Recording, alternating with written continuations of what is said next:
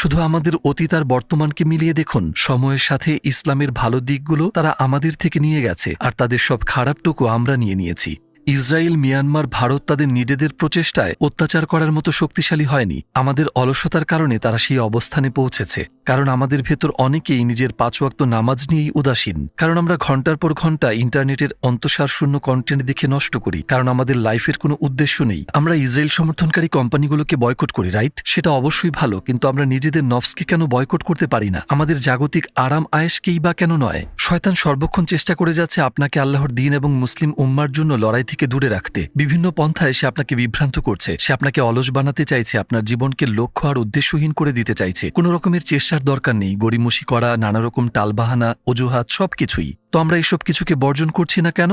আপনি হয়তো ভাবছেন, মানে আমি কেবল একজন মানুষ, আমার একার চেষ্টায় কী বা পরিবর্তন আসবে? আপনি কি ভুলে গেছেন আল্লাহ সূরা আল ইমরানের